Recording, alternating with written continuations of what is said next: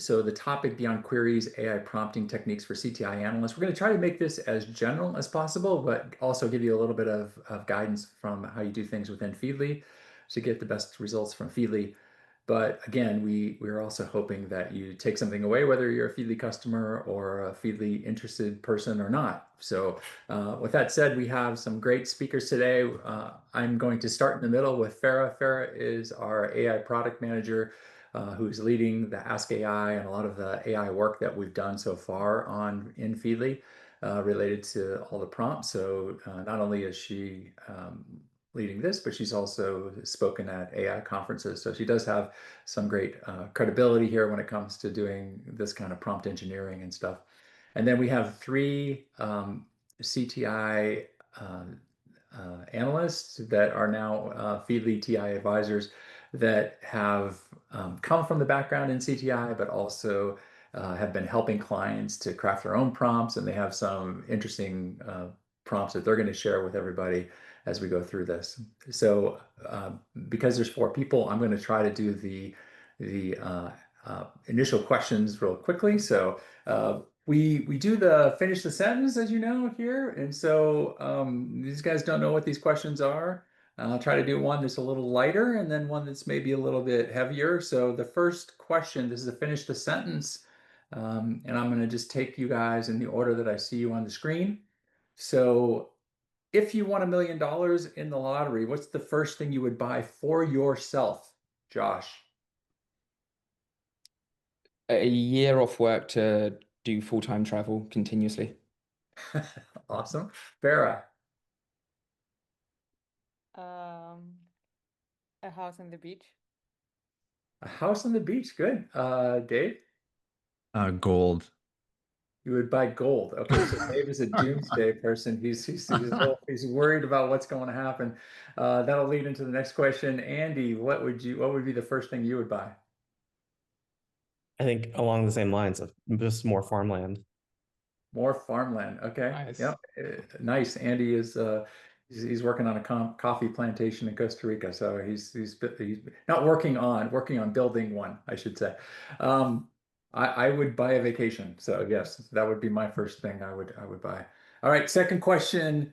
Given all the news and advancements in AI, what's one word that expresses how you're feeling about AI? Josh.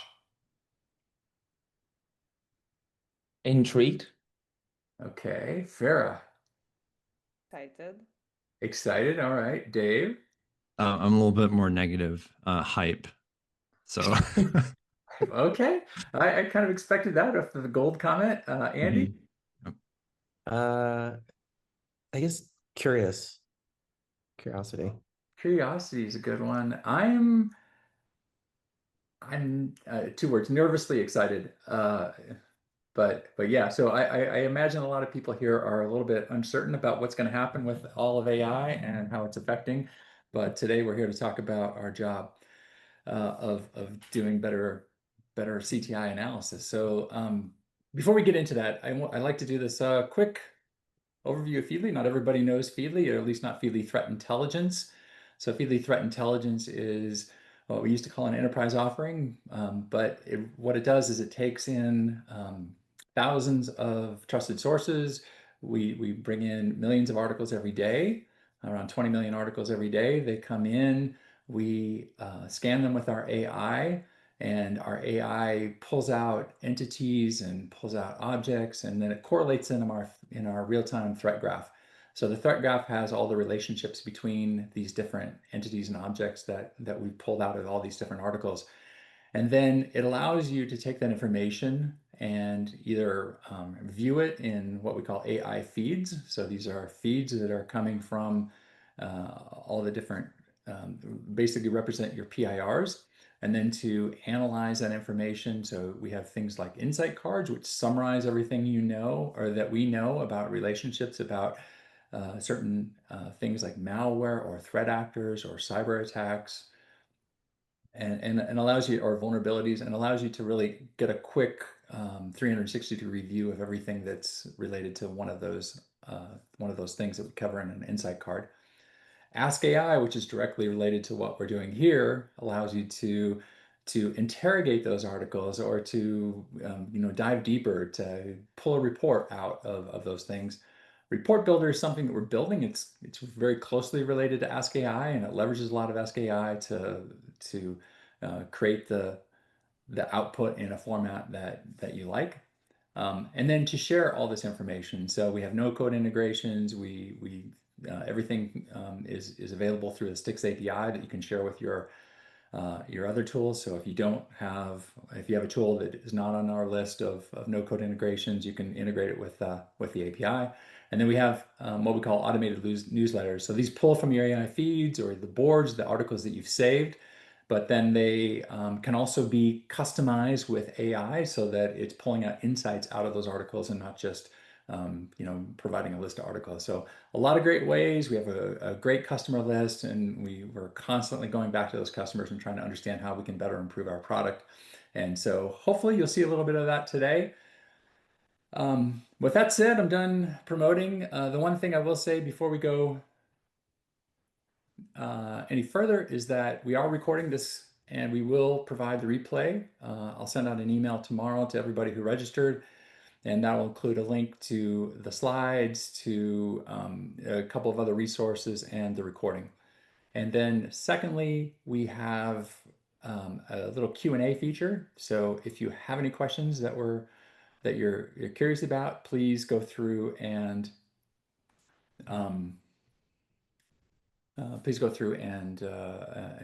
provide a question. We'll either answer it in the background in text, or we'll break into the conversation and ask it live if we think it can benefit everybody else that's on the call. So with that said, I am going to pass it over to Farah. Before I do, let me just give you a quick structure for how this webinar is outlined. First of all, Farah is going to take us through some general guidance for AI prompting and some of the things that she's learned as we've gone through and helped build out the AI capabilities in Feedly. And then she's going to talk a little bit about Feedly, just in terms of how Feedly has taken what we've learned and how we've modified it to make sure that the results that you see in Ask AI and other parts of Feedly are as verifiable and as trusted as possible. And then each one of our TI advisors, Dave, Andy, and Josh, are going to take you through some of their best examples of how to customize your prompts so that you can get the best results. So with that said, passing over to Farah. Farah, take it away. Yeah, thank you, Sean. Just one question. You will be moving the slides, right? Move the slides. Perfect, cool. Okay, so as Sean said, I interact a lot with LLMs and AI to build the capabilities inside Feedly, and also to help our customers sometimes to achieve what they would like to achieve from the AI. So I developed some expertise dealing with the LLMs and prompting and changing how we see the LLM answering to us. And I have kind of shortlisted a few ways I personally apply when I try to craft a prompt to the LLM. And this is something I really understood from our customers and from our users. Sometimes they come to us and say, I am frustrated. I have an idea about what I would like to get from the AI, but with my prompt, I don't see really the result as I am envisioning it. And this is where I think it's very, very important to start by working backward from the result that you are expecting the AI or the LLM to give to you. If you have a clear vision or a clear idea about the result, then by working backward, you can craft your prompt to match what you are expecting. So Sean, if you move to the next slide, here I am showing two different output. The first one is, those are two real outputs from our customer that they tried to achieve, but they didn't manage to. But then together we were able to get to them what they would like to have. So the first one, it was a report. A customer came to us and said, I am really, really trying hard with the AI prompting, etc., but I am not getting the report the same format that I am used to have in my company. And the second one is a vulnerability table. Is a customer, they have a structured vulnerability table that they apply. And they were trying hard as well with the AI to get that similar table, but they didn't achieve that. So what I told them is like, give me an example of what you would like to achieve, and then we will work together to see how we craft the prompt for that. So first is really to be clear on what you would like to get at the end. So this is, for me, this is the first principle, working backward from the result and craft the prompt accordingly. And then if we start by crafting the prompt, so Sean, if you go to the next slide, is the context. The context matter. And even today, we are kind of switching from the naming of prompt engineering to context engineering. Because if you provide the right context to the LLM or to the AI, for sure, not for sure, but you have high probability of getting a good result. So the context really, really matter. So first thing, the most important thing for me is the context. You need to provide the LLM all the content that you have in mind. Imagine that you are asking a human to do something. If you don't provide the right context, the human will not be able to do anything. So treat the AI or the LLM as a human, and before asking anything, try to clarify what is the context, and then ask the task. And to make it a little bit visual for you, my idea was to start from just a use case. And I have an article, the article that you see here in the screen. And I would like to create kind of a report based on the findings or the events discussed in the article. So easy, I have an input, an article, and my output should be a report. So the easiest way to ask this is to provide the article to the AI or to the LLM and ask very, very simply, create a report for me. It will work. It will create a report for you. But the result will be poor. Why? Because it's lacking the context. Why you are creating the report. Who are you? I mean, the report will be for whom? Who is the audience for this? So instead of just simply asking the AI in a simple terms, just try to provide the context to the LLM and then ask what you would like to ask. And the context here is based on 3 elements. For me, it's very important to define what is the role. So the LLM or the AI will understand how it will treat the article, because the LLM will treat the article differently if it just is for CTI analyst analyzing the article or for someone creating threat hunting queries. So give the role inside the context. So here, as an example, I am giving a role as a CTI analyst working in US financial institution. You see that if you give it the industry, if you give it the territory or the geography, if there is any mention that is very specific and very important to that industry, the LLM will focus on that and will give it back in the response. If you just say nothing, it will be very, very broad and very, it's not that helpful and that useful. So give the role, who you are, where you are working, which territory, etc. The objective as well. So what is the objective from analyzing the article? Here, my objective is to create a report. And why I am creating the report? Because I would like to share it with my detection team to do that and that. So be clear on the context, be clear on why you are doing that from the beginning. And then after providing the context, then you can ask the LLM to do anything. So defining the context is key, is the most important thing when you are interacting with the AI. Then if you move to the next slide, be clear, be super clear on what you are asking to the LLM. So for example, here I just, as an example, a weak prompt will be to ask the LLM or to the AI to create a section called summary and to say, okay, discuss the who, what, where, etc. Okay, the LLM probably will answer to you, but better if you are clear on what you are asking to the AI. So ask it to create that section, but instead of saying that discuss the who and where, just define what you mean by who and by where. Why? Because the interpretation of the words are subjective, and what is who for you is not what I may interpret or understand. So it's better to clarify everything clearly and in simple way.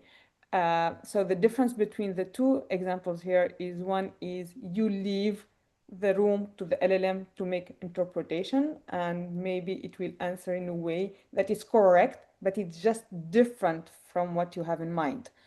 So be clear and just what you have in mind translated to the LLM. So you are aligned from the beginning, and that way your expectation will be matching what the LLM will be outputting. Third thing is to create or define the format. So if we move to the next slide. So here, a weak prompt, let it work. I don't say that a weak prompt is not providing a result, but it's not providing a good or great result. So just for example, you can tell the LLM, create me a section called technical details. Better if you provide the format. So we were discussing with the context and with the clear instruction about the content that you will see in the response, but the format also matter.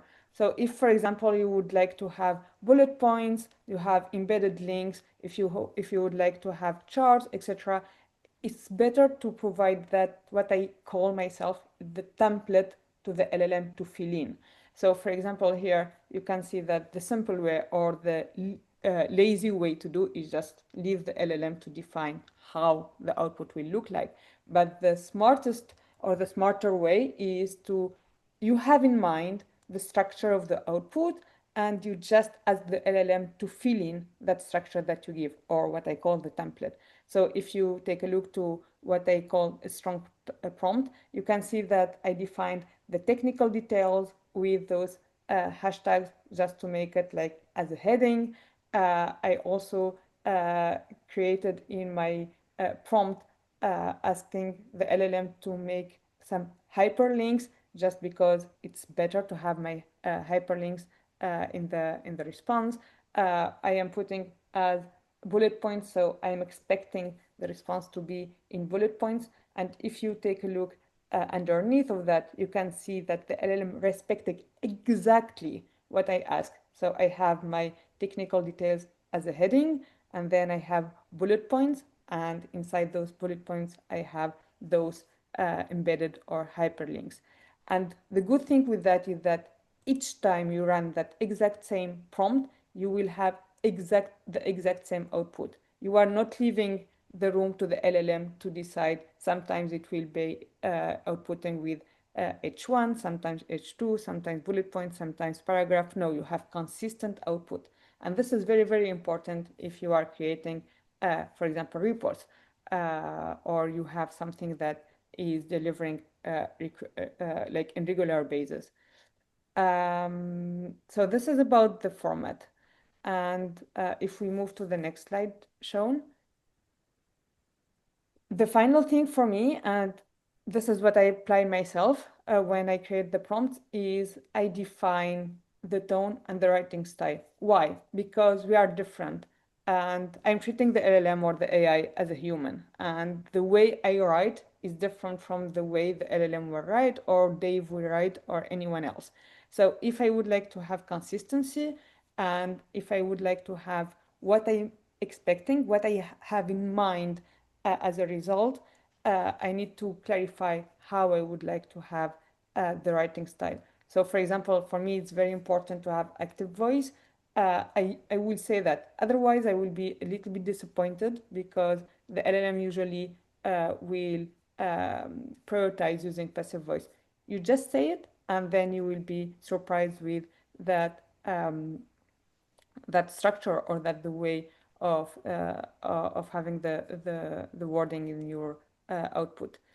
give the tone, give the writing style, and just put that as final note to the LLM. So you provide the context, you provide the format, and at the end, everything else, put it as a note to the LLM, so it will refer to that each time it will be giving the output.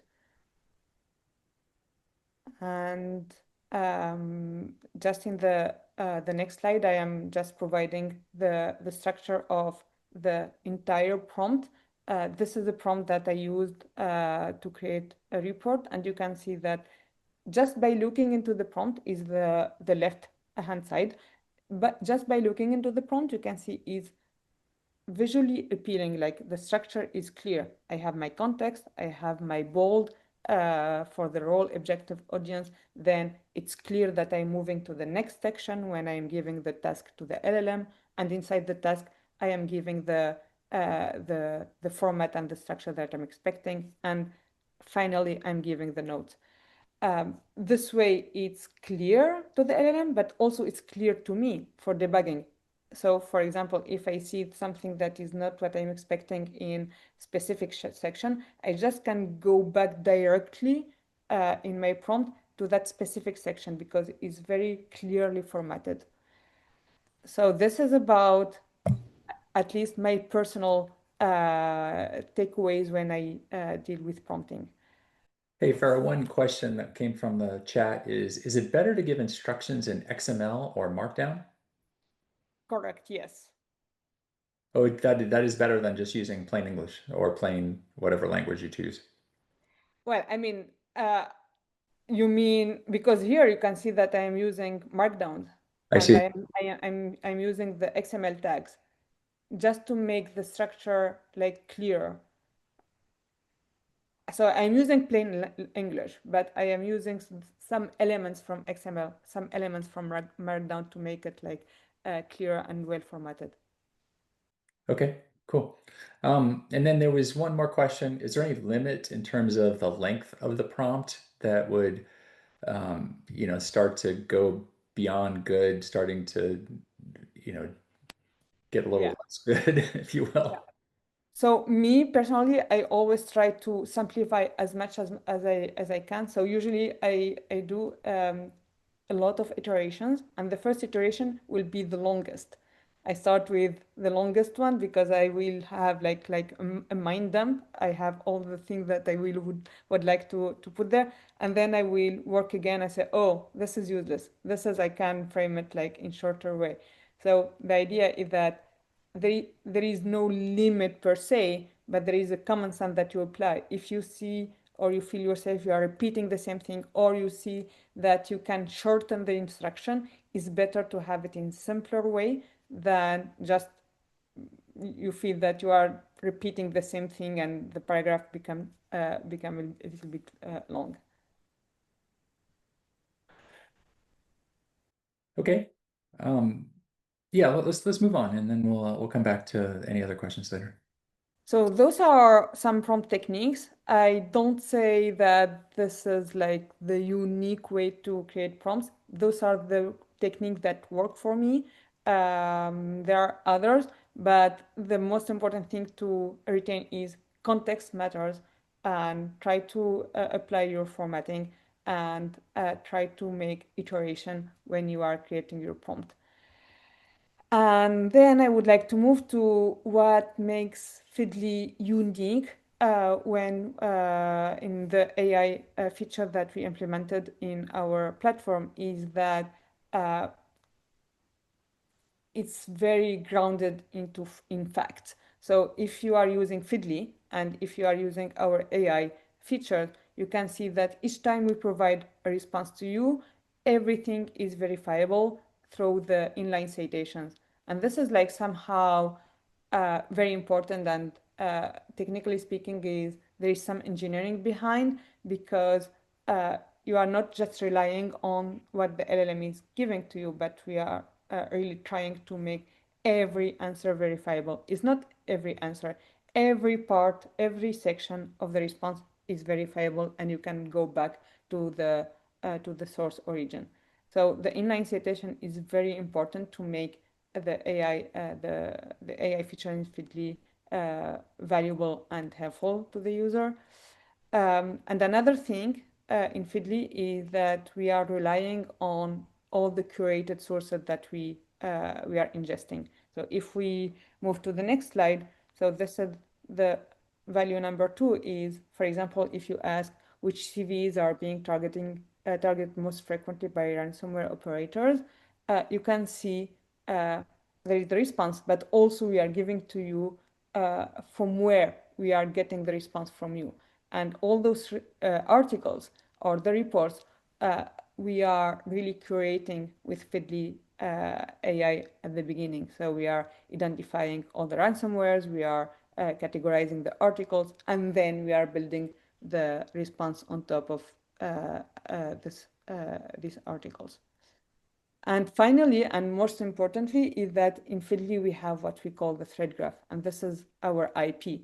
So if you move to the next slide shown, is when we provide a response to you is not just based on what we observe in the web or on the articles, but we actually have what we call our thread graph. So everything we identify as threat actors, malware, CVs, it's interconnected, and we disambiguate all that, and we are building what we call thread graph. So threat actor number 1 is linked with CV number 2, linked to malware, and all that is something that we continuously enrich with all the findings that is coming through inside Feedly. And here, just in that screen, you can see that, for example, if you ask a question about Lazarus group, you can see that Feedly will try to search our threat graph to get information about the threat actor, and then we are going beyond that to get the relationship of that threat actor, to get the malware information related to that threat actor, etc. So it's not just a normal question or query you are making in whatever AI tool that go to the web and get the response to you, but we are going to trusted sources and our internal thread graph to compile the result for you, and each time it will be grounded in verifiable sources. And this is everything for me. Okay, Farah, one more question, and then I'll ask you to jump in and answer a couple in writing in the Q&A. So one question was, could you kindly confirm whether it's possible to upload a report or document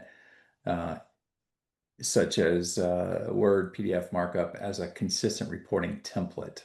I assume they're talking about within Feedly. Obviously, you can upload in certain other LLMs.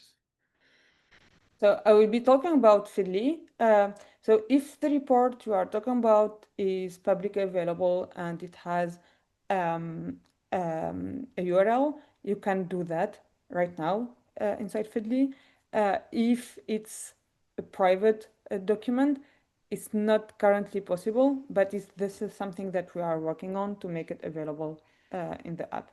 Well, I'm sorry. I think maybe I got a little confused. I think they're looking about it as a reporting template, to say, hey, I would like my report to look like this. Uh-huh. Can you format the output like this thing I just uploaded? Uh-huh.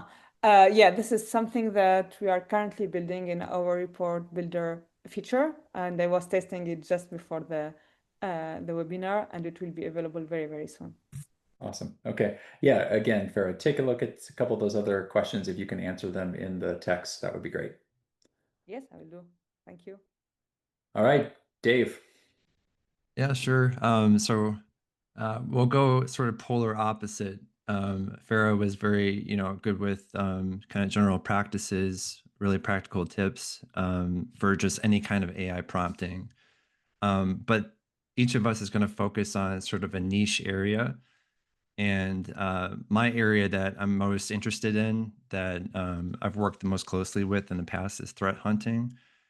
And for context, I did some threat hunting in the past. I've helped customers create threat hunting prompts, which they even automate to push threat hunts into ticketing systems. So I thought of anything, I'll talk about this. And so we can go to the next slide. So you might think, that you can just ask the AI, right? You know, this isn't specific to Feedly. This is something that you can try in any commercial LLM or private LLM. And you can start really simply like this, but there's a ton of ambiguity in something super simple. You would hope that the AI would be smart enough to like kind of guess what you mean, but it's not perfect. It's just like talking to a human, like Farah said. You have to make sure that you account for any wiggle room in interpretation. And there's a little picture of Homelander. I thought that was fitting for this one. Don't write prompts like this. So for the actual structure, I mirror quite a bit what Farah does. And we've worked together on prompting stuff before. And we found the best results. Pretty much any prompt, you assign a role. So for threat hunting, you can tell it, you know, you're a CTI analyst or a lead threat hunter. So it kind of like adopts that persona and the outputs and the way of thinking.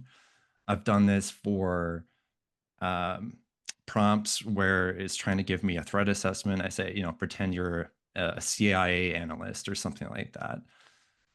So assigning a role is really important, and then specifying a task, like this is the mission, and being very clear about what that role is doing, I think is very important. Where it becomes a little bit more loose are the next sections. So what I like to do, especially if you're really interested in a particular format, is tell it exactly how to lay out that output. It could be in Markdown. In this case, I tried to simplify it as much as possible. And if I'm just going to give this to a threat hunter and they're going to read it manually anyway, just the table with columns I thought was great. And so in here, I've got if you think of threat hunting, intelligence-led threat hunting, you have TTPs that you look for. You look for attack behaviors. And the most interesting nugget is not the technique, it's how that technique was used as a procedure. And so with the LLM, you can actually extract the text and figure out exactly what that attack behavior is. So I like to pull that out, make a column for that, another column that maybe describes it and how it's being used. And then the other columns are kind of, you know, just as you want them. Like if you want logs, for me, for threat hunting, figuring out what logs to look at, even a guess is a great start instead of having to like think through it quite a bit. And then guidance. So these are kind of like extended instructions that you can customize as you like. So this is sort of like the template. And what you'll find later is that I just kind of iterate through this. I start somewhere. I think about my ideal output, like Farah said. I think about what's the end of this? What does that look like? And then I kind of reverse engineer it. So we can go to the next slide. So one bit of feedback I got from customers doing threat hunting is, hey, they try AI for threat hunting, but the procedures that are extracted are like super basic, like, you know, phishing techniques or stealing financial data. Those are technically like techniques that are in MITRE ATT&CK, but they're not really interesting. So how do you tackle that? So you can take the same prompt and then maybe add a single line that says to focus on only novel or lesser known techniques. And we can go to the next slide. So you can start there and test it out. And I recommend that. If you make a little adjustment to the prompt, tweak it a little bit, run it, see what happens. Is that closer? But in some cases, it's a little ambiguous, like those instructions I had for just novel. What's novel, right? So you have to kind of tell it what to look for. And maybe some specific examples can help. And so I say, this is batteries included. We're actually like putting in the examples.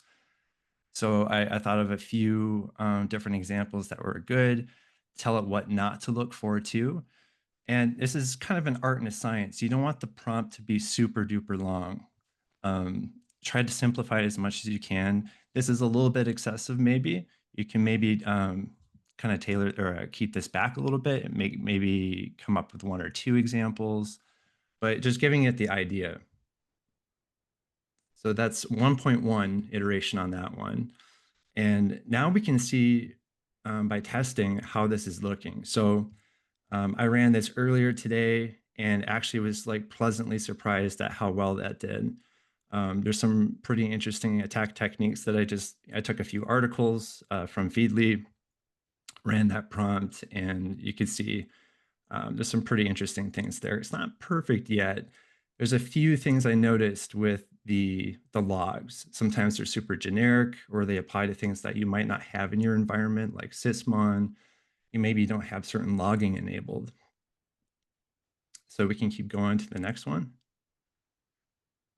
But before we do anything, I want to make sure, regardless of what tool you use, in Feedly, we try to, by default, ground things in truth. But if you're using a different tool, actually adding a column that will extract the text from the original source document can really help ground it in truth. So that's one more thing to consider. And then we can go to the next slide. And this is one where it's kind of like the latest iteration of how I use this prompt. I like to tell it sort of what logging coverage I have or that I'm most interested in based on the types of articles I'm sending to it. You might want to tell it you don't have sysmon or you don't have EDR and things like that. So maybe tell it maybe what you have or don't have to sort of like make it more useful. So I feel like adding the logs is really helpful because then you're able to detect very specific things you can hunt for in logs. So it helps really clean up the results that way.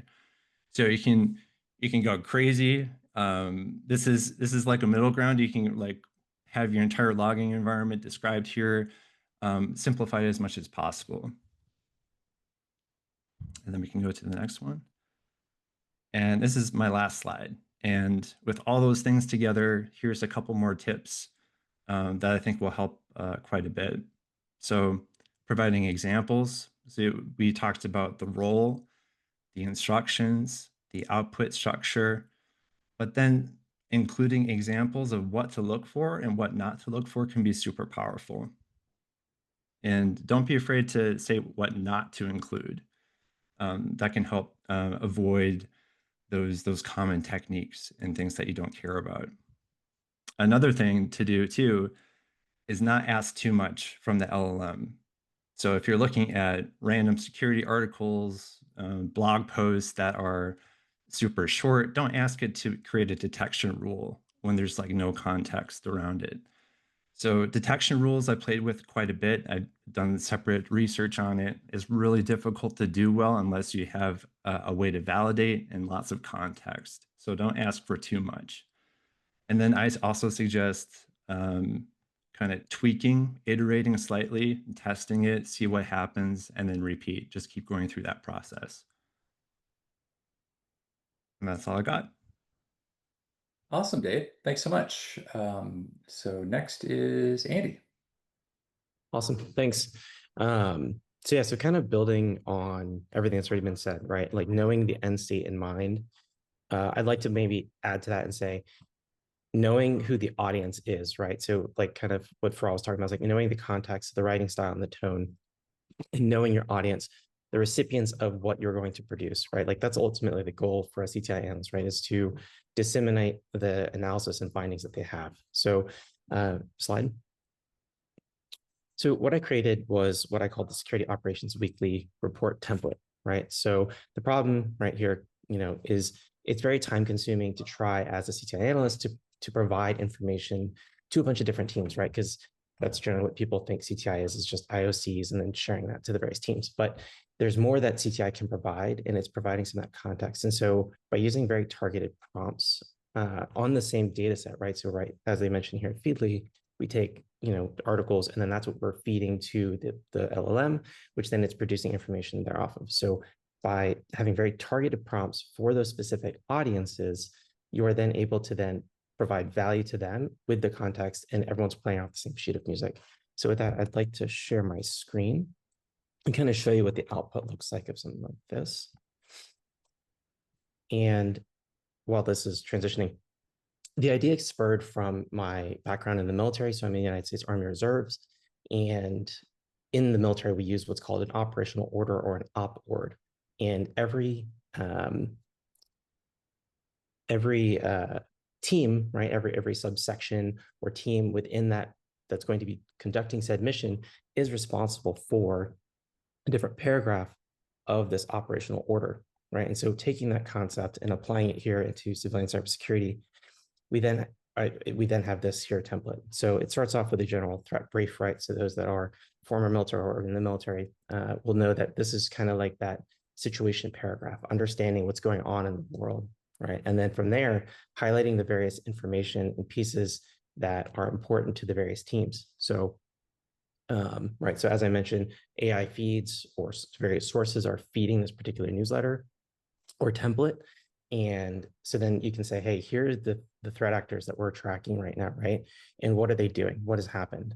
What are some of those IOCs that we can then try and do some additional enrichment upon, right? Whether it's figuring out the IP addresses that resolve to it and then trying to find pivoting and finding other IOCs that might be associated, or moving down to security operations center, right?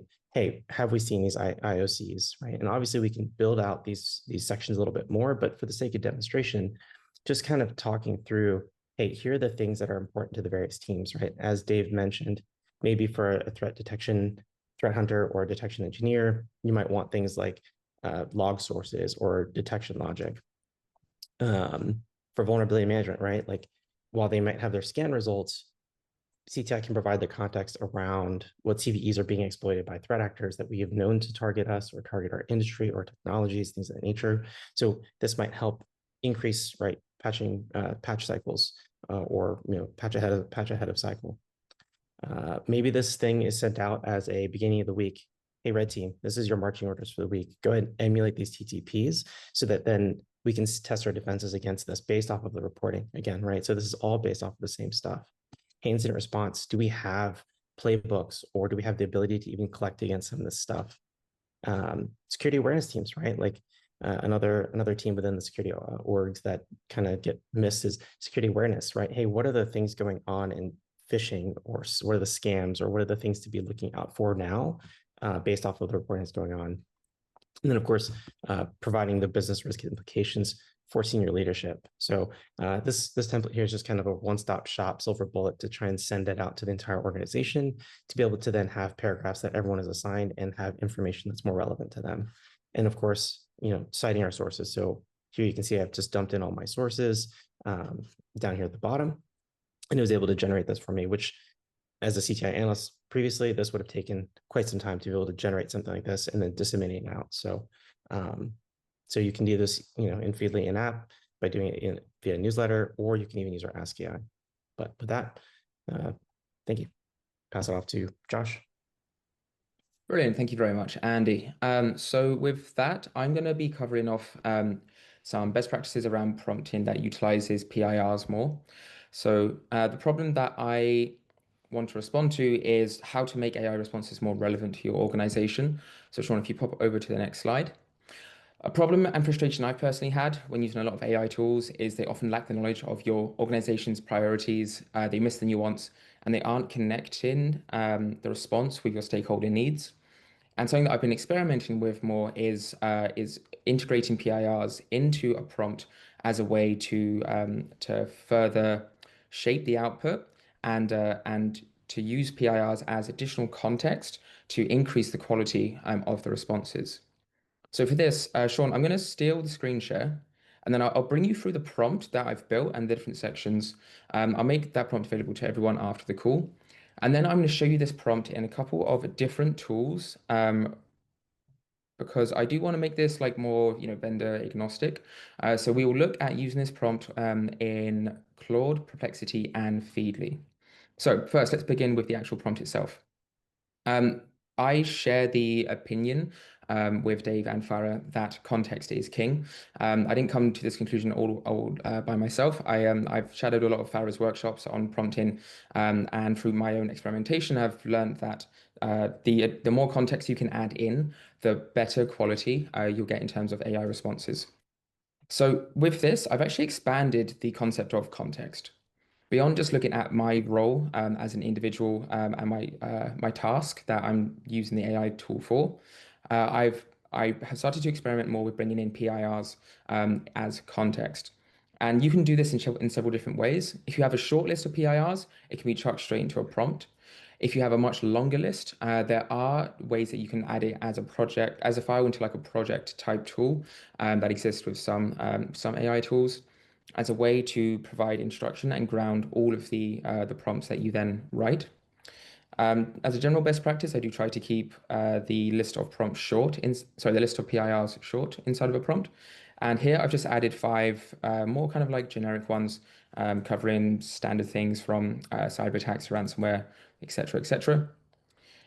And then with context, I also think we have a good opportunity to really list some specific definitions. As has been mentioned, the more that we leave open to interpretation, the more I think we're going to be frustrated by responses with AI tools.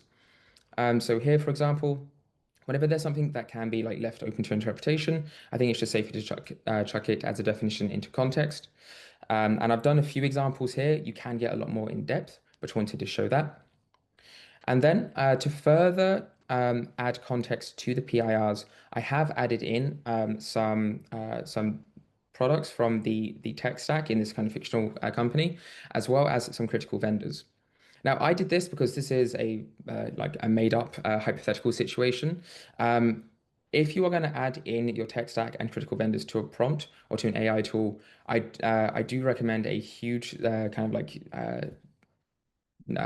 security warning that I would be very selective with the tools that you do this with, and I would not do this with commercial AI tools. Private AI tools, yes, potentially, but I would ensure that there are a lot of security controls in place. However, I wanted to show this as additional ways that we can add context to a prompt and to also enrich the results here in this hypothetical situation. Now, one alternative is if you did have PIRs that reference your tech stack or reference your third parties, you can describe your third parties based on the profile of your company. So in this example, I can say, instead of like listing the actual products, I can say, my tech stack reflects the typical tech stack of like a US financial institution. You can like describe the type of company you have, and you have the AI kind of work out like what types of products would be relevant to you, as opposed to specifically listing your unique tech stack. So that's like one way that you can still get good context without necessarily listing your entire product list. Now, beneath that, I move on to the task. And with this, I lay things out in very like specific instructions. I am a like visual person. I'm quite a slow reader, so I prefer to have information in responses chopped up into a table as opposed to just a continuous text. So we can see here that one of the objectives with this prompt is to help me review open source reports and see which ones are relevant to my PIRs. And in terms of the response, I want the output to be a table, and I want each row to be a breakdown of each report that I'm reviewing. Now you can see here that there's a lot of different steps, and instead of going through all this line by line, instead I'll show you like what the result and output looks like, looking at different AI tools. And beyond this, I think it's very important to also specify what kind of like format you want your table to take. The more specific you are, the less that gets left open to interpretation, and the more accurate the output will be based on your preferences. And then finally, as has been mentioned, a good best practice is to leave some guidance. So here we can just add in iterative nudges to help the AI response reflect our desired output. And this is something which you might only start with like 2 or 3 pieces of guidance, but as you kind of look at the results and do a lot of like trial and error, you can like build up and really expand this so that the end result needs the least bit of editing. So this is a prompt that I built, and now let's go and test it so we can go and see what the results look like. And as mentioned, I will be testing this in several different tools. We're going to jump into Claude first, and we're going to look at a way to utilize this prompt in Claude. Now, something that I've been using a lot more of is commercial AI tools that have like a projects function to them. And I think this really offers a lot of advantages because it gives you more control over the source selection when it comes to building the response. So with Claude, they do offer a projects feature. And in this particular example, I've selected 3 articles that I want to scan for relevance to my PIRs. And then I'm going to dump the prompt into the instructions like so. Save it as such, and then just do run task on these reports. Now, the downside to taking this approach with a tool like ChatGPT or Claude, which has a projects function, is you do have to manually download a PDF version of the reports that you want to scan and bring it into here if you want to do source selection. As an Intel analyst, like I really think source selection is important. It's not necessary with this prompt. There is a way that you can use this prompt without doing source selection, and I'll show that later on with Perplexity. But for me, it's very important to have that control. So I do favor AI tools which give you the ability to feed in the reports that you want to build the response from. Now on the right hand side here, we can see that we are building out the table, and it's taking each report, doing an analysis of it, identifying which PIRs from the list in the prompt are relevant based on the report content. We've got a bluff to give us a good summary of the report. I don't know about you, but I'm an incredibly slow reader. I've got a dyslexic brain. So for me, having these plus statements really helps me understand if I need to dive deeper into this report. And then there's an explanation of the relevance. For this one, in the prompt, I did write an instruction to give me like quite a technical explanation of what makes this relevant to the PIR. And Claude does a pretty good job. There's some good indications as to why the report's relevant. And then we also have some identification of the intel types or the intel that's available inside of that report. And action recommendations, stakeholders, and business outcomes. I'll focus a bit more on these later on because I do want to do a double click on them. But I find that later on we'll be able to see like a full table using a different tool, and that will just help me kind of talk through things a bit more succinctly. Now, Claude does a bit extra. So we can see here on the left-hand side, it does actually give you like a summary of the table. So all of this information, they do summarize quite nicely. And it's one option for using Claude projects as a way to scan the articles that you've selected and uploaded in order to build a response that's relevant to your PIRs, helping you understand if the reports selected are relevant, and if so, why. So this is one approach that you can take. The next approach is to use a tool that does source selection for you. So for this one, I'm going to go to Perplexity.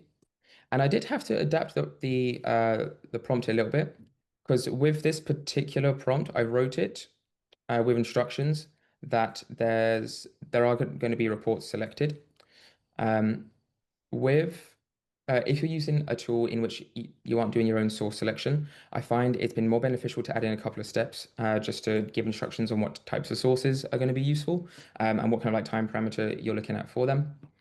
So that's what I've done here. I've added these 3 steps to the task, and then I've said beneath that, create me the table. So we're going to take this and we can run this prompt and have Perplexity follow the instructions and this task, and then build a response, grabbing articles and content it thinks is relevant to our PIRs. Pros of this is that it's very fast. We didn't have to do any source selection ourselves. It scanned 20 sources for us, and it's building the table in a very like efficient fashion. We can see that the output again, it's almost identical in terms of its format and structure to Claude, and that is a good indication that the instructions are nice and clear if you can replicate them across multiple different tools. So we've got a few reports that are being built here. As an Intel analyst, I do sometimes get a bit skeptical about source selection when answering these types of questions. Like, when trying to answer like a very CTI specific question, sometimes commercial AI tools doing their own source selection can bring in some interesting sources, some that might not necessarily be like highly related to CTI. So if you are taking this approach, I do recommend scanning through the sources, just make sure they align with what you expect and that they pass your standards for source quality. But we can see here that we've been able to build a response, and it's selected 1, 2, 3, 4, 5, 6 articles that it thinks are relevant from the past 30 days, and it's identified which ones are specifically relevant to our PIR list. So this has a benefit, as opposed to just asking like what reports are relevant to my organization. You've actually specified go and pull reports related to my PIRs, and as a result, these ones are going to be more highly useful than just asking a more open-ended question. Now, the third tool that I'm going to show you a response with, or response from, is inside of Feedly. And for this one, we're going to do a slightly different process. With Feedly, there is the ability to like select some sources that you want to run an AI prompt against, and it's similar to Claude in that sense, but you actually can just go through and add a bunch of sources and then go and click on some articles that you think are relevant. So what we can do is go and grab a few articles from some trusted CTI vendors, and I'm just going to pick a few at random that look interesting to me. So now we're on to 5, 6, 7. Let's do just 8 in total. I'm going to go back to my original prompt because this one is tailored with source selection in mind. Hit Ask AI and run this prompt here. The reason why I wanted to show this to you in Feedly is because we can actually expand the table and spend a bit more time looking at the output columns in a more like holistic viewpoint. A couple of things that I wanted to point out, I've learned as best practices when it comes to using PIRs in prompts, is make sure that you write a prompt in a way that links a PIR to recommended actions. And beyond just recommending general actions, you can write a prompt in a way that it actually identifies which team the recommended action is relevant to. So we can see in this particular example, the SOC, SecEng, IT Ops, and the CISO all have different recommended action items. We also have a column here identifying the stakeholders that this particular article is or report is relevant to. And something that I think is absolutely crucial when we're doing exercises in PIRs, beyond just linking to action items and stakeholders, we need to start to link more to business outcomes. So this is a huge gap that I've noted with PIRs in the past. And we can write a prompt in a way that it forces the CTI analyst to consider the business outcome. And we can see here that if we if we action this intelligence correctly, we can help prevent things like service outage, mitigating disruption to business operations. We can reduce incident mean time to response, and it gives little explanations as to why. And we can also protect customer PII. And this is something which you can do for every article and report that you run inside of an AI tool. And it just helps you keep a line of sight on what the outcome of this particular activity is, and to link PIRs to relevant intelligence helps speed up collection, and then also link it to business outcome on the other side. So with that, I want to be respectful of time. I'm going to stop talking and pass it back to Sean. I'd be happy to answer any questions, and thank you very much for your attention. There were a couple of questions. Thank you, Josh. One of them says, when using your PIR prompt, what about including an OPML for Perplexity or Claude to narrow down the source selection to a more curated or trusted list? Is that possible? It could be possible. I haven't personally experimented with that. I definitely recommend trying it. I know that they have been expanding their file upload capabilities, but in terms of OPML files, I'd need to double check that. Sounds like a good idea though. Yeah, and one little difference there is, instead of like what the OPML would do is look at basically sources, whereas Josh was all the way down to the articles that he thought was relevant. So it was a little bit more specific to that. I guess kind of a more general question, and maybe Farah, you can help with this, is how Feedly and Perplexity could be compared, or give whatever your your LLM is giving that both Feedly and the Perplexity or the other things are using publicly available information to research and summarize. So like how would Feedly be different from those others?